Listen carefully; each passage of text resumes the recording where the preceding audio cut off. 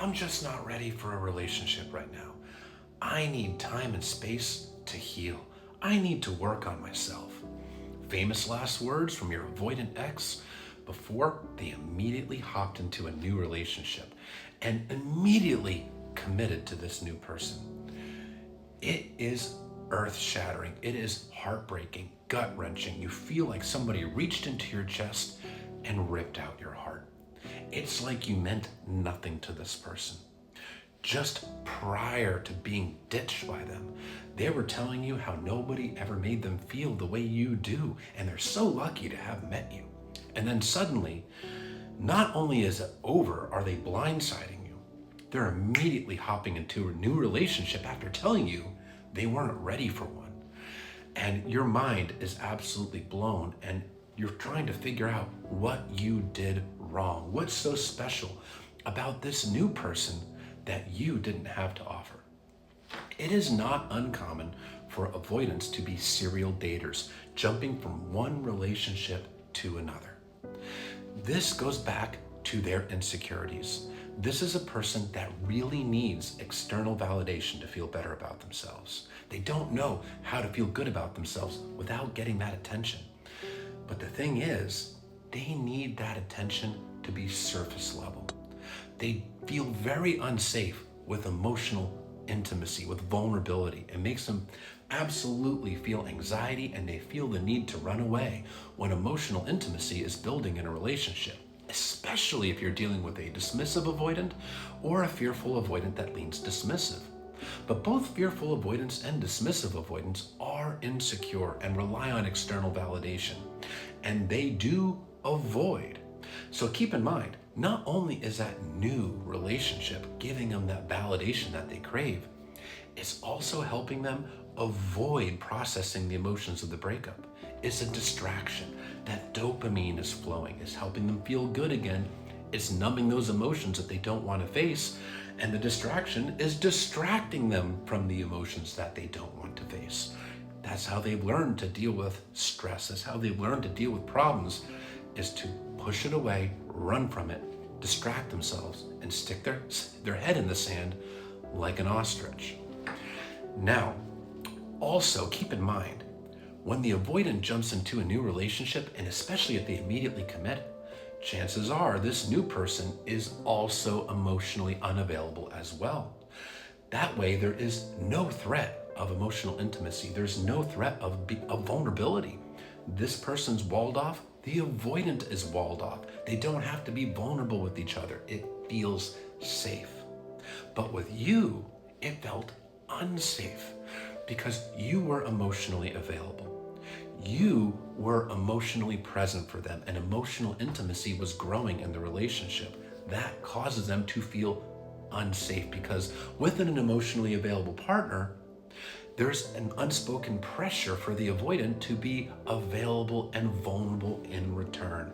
When they are with an unavailable partner, there's no pressure. It feels safe. And this relationship helps them continue to avoid dealing with their unhealed attachment wounds from the past.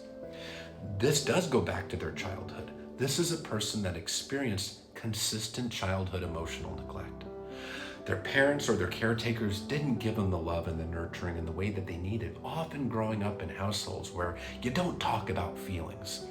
And if they were crying or sad, those feelings were rejected, dismissed. The message was sent, your feelings aren't welcome here. So they learned to avoid it, bottle it up, suppress it. And they also grew up to feel defective and unlovable because they weren't given that love. That causes them to associate emotional closeness with rejection, abandonment, and they put up these walls around their heart, and they keep their partner on the other side of that castle wall, because if that wall comes down and that emotionally available, loving partner truly gets through to the other side, the avoidant fears that they'll get figured out, that they'll get exposed as being defective and not lovable. So they create emotional distance between themselves and their partner. That's how they've learned to feel safe. So when a relationship is going well and emotional intimacy is building, it triggers all the anxiety in their nervous system, and they feel the sudden urge to run away. And they, because they don't self-reflect, are unaware of why they feel this urge. They think that, oh, it must be that I just met the wrong person. If I meet the right person, I won't feel this way, or work was too busy, etc., etc. They're not digging deep. That's why they give these vague surface level excuses.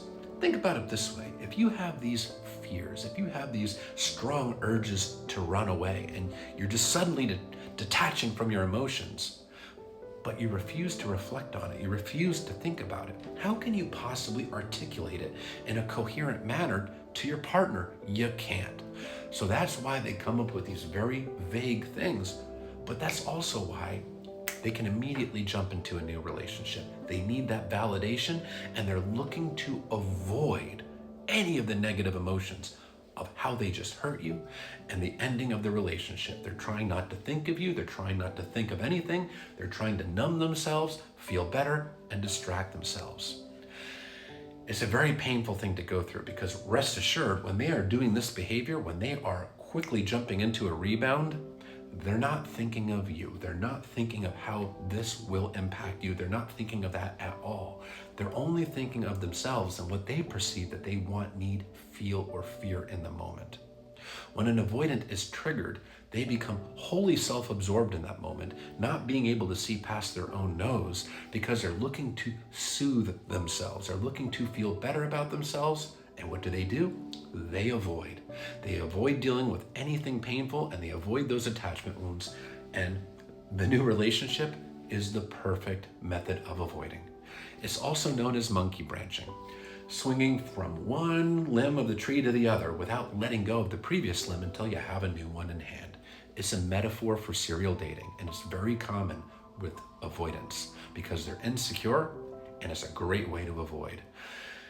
Hard not to personalize it, but it's not because you weren't good enough for them. As much as it feels like a rejection of you, they self-rejected, they felt like they're not good enough for you, so they shut down and detached from their emotions, created emotional distance to protect themselves. But they needed that new distraction and validation to try to feel good again. It's a reflection of them, their insecurities, their attachment wounds, as well as their character. Be kind to yourself. Don't blame yourself.